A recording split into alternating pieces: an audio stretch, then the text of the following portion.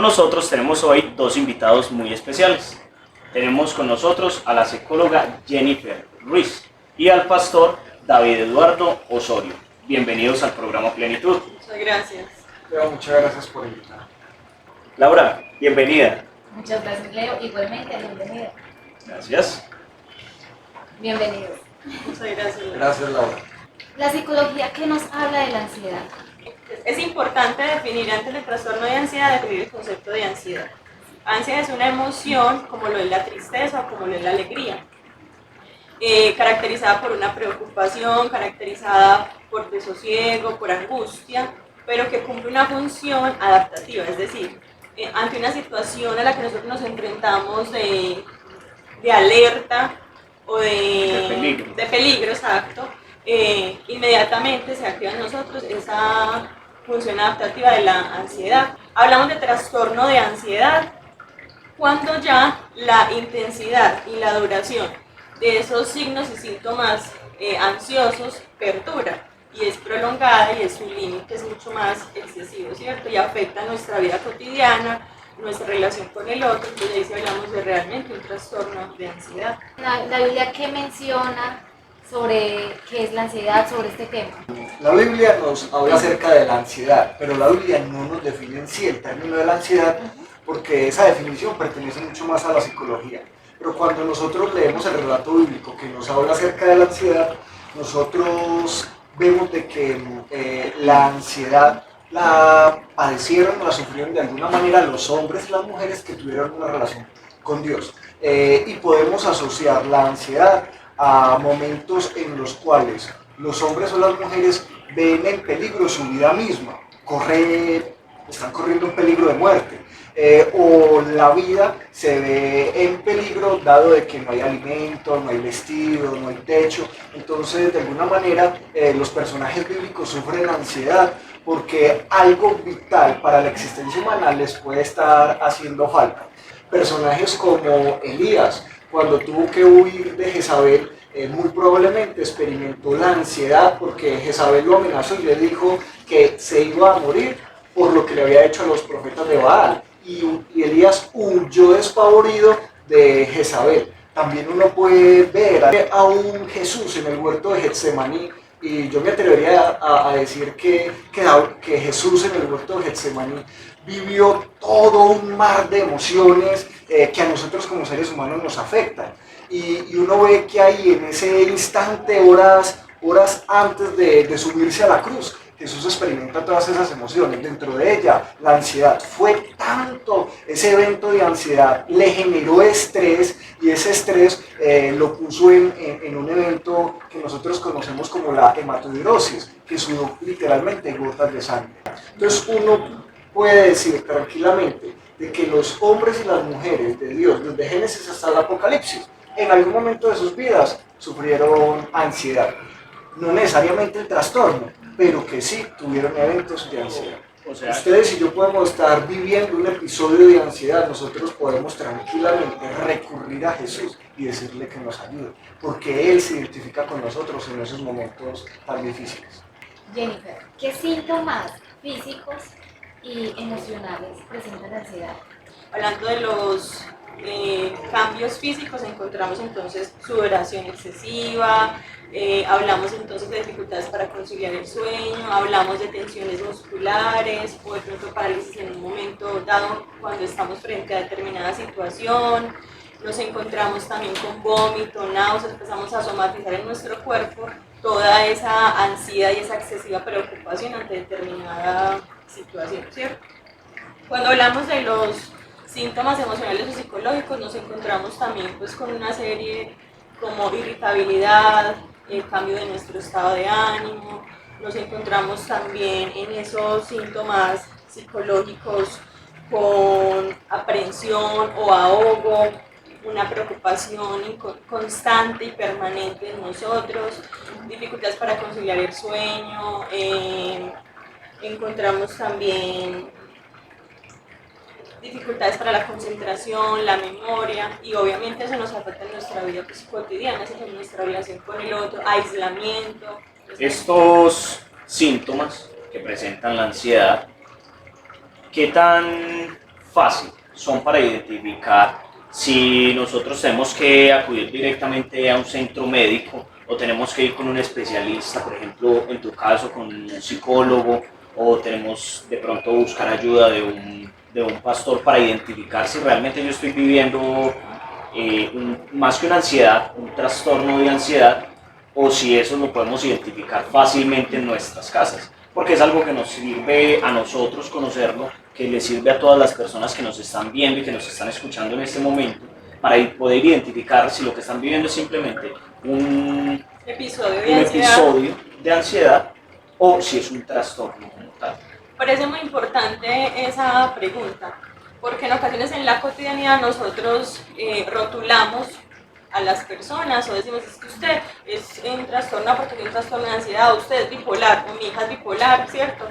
Pero tenemos que comprender que cuando hablamos de que alguien padece un trastorno de ansiedad es porque cumple con unos criterios, en este caso que nos lo dice el DSM-5, que es el diagnóstico, el manual de trastornos mentales, o el CIE-10, ¿cierto? Que es a través del cual la OMS define como patológico, como enfermedad, como trastorno, una situación que se está pasando del límite de lo normal, ¿cierto? Entonces ahí hablamos de que hay que cumplir esos criterios en duración y en intensidad. Puede que yo ante una situación familiar sienta mucha ansiedad, pero para que eso sea catalogado como una patología, como un trastorno, tiene que cumplir unos criterios. Mínimamente deben tener 6 meses en que yo tenga esos estados ante determinadas situaciones, ¿cierto? Si yo de pronto me dio por esta semana que estoy muy ansioso, pues es algo que yo tengo que ir trabajando. Pero cuando ya es algo que permanece en el tiempo y en intensidad, ya realmente tengo que acudir a un psicólogo, a un psiquiatra, porque pues hay que evaluar realmente cuál es, primeramente, el tipo de ansiedad que tenemos, y segundo, cuál va a ser el tratamiento al que se va a acceder. Entonces, nosotros ahí como creyentes, en medio de esos momentos de ansiedad, donde tenemos zozobra, donde tenemos angustia, la primera fuente a la que debemos de recurrir nosotros como creyentes es a Dios. Es a Dios, poder tener ese encuentro personal con Dios para poder superarlo. Y uno debe de ser muy honesto como pastor. Nosotros como pastores no somos psicólogos.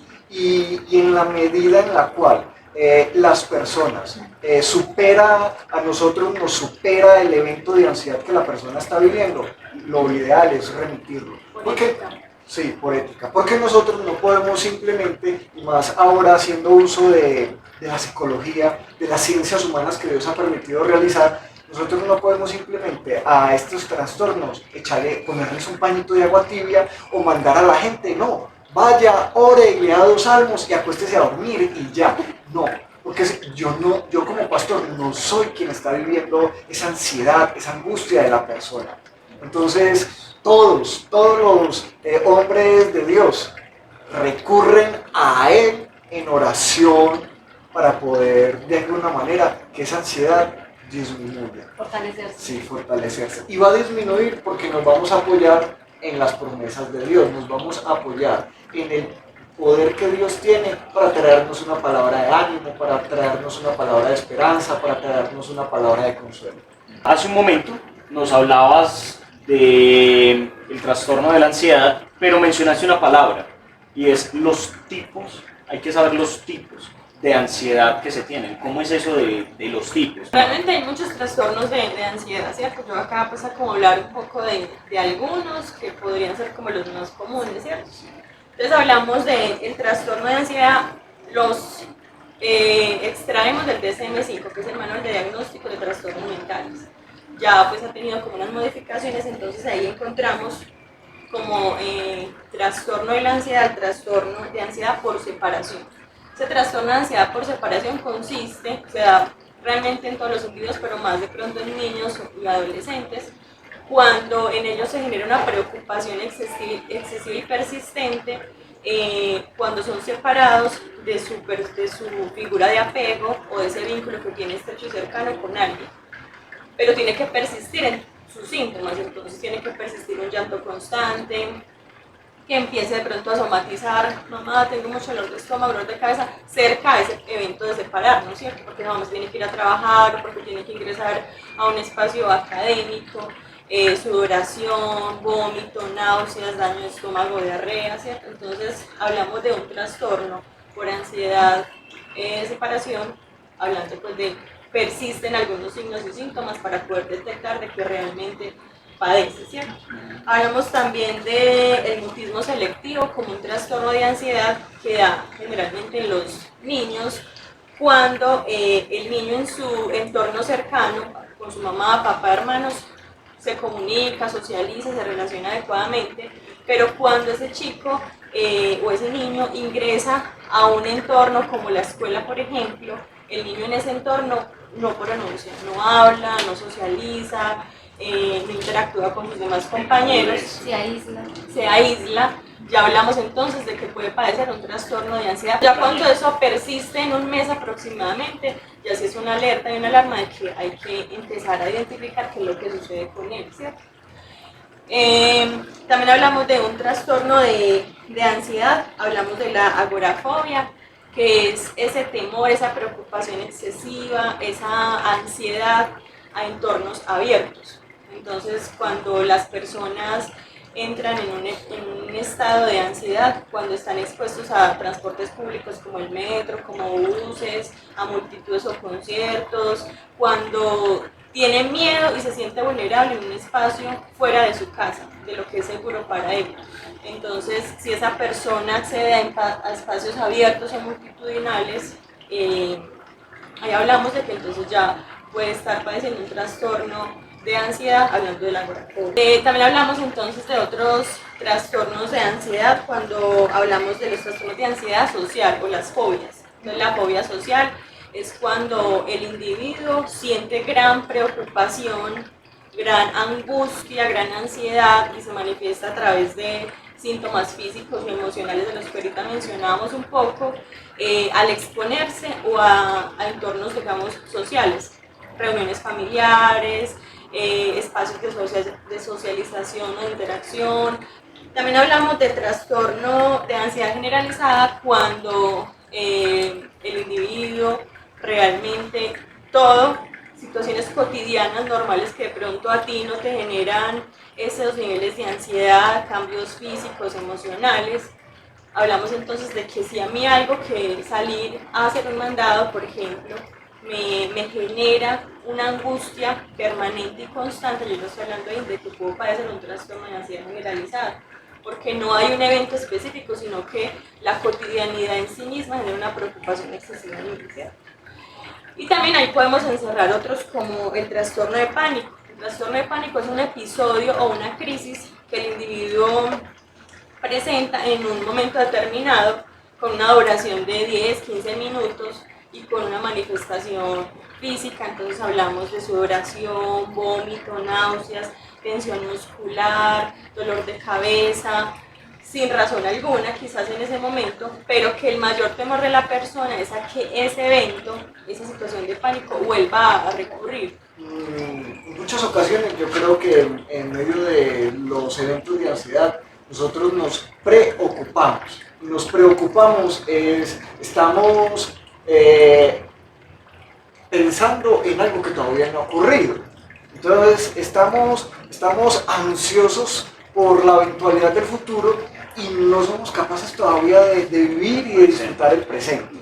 Si hay una realidad, en medio de los que somos creyentes, uno se da cuenta de que el Espíritu Santo, a través de su palabra, a través de la oración, hace su obra en nosotros, hace su obra en la iglesia.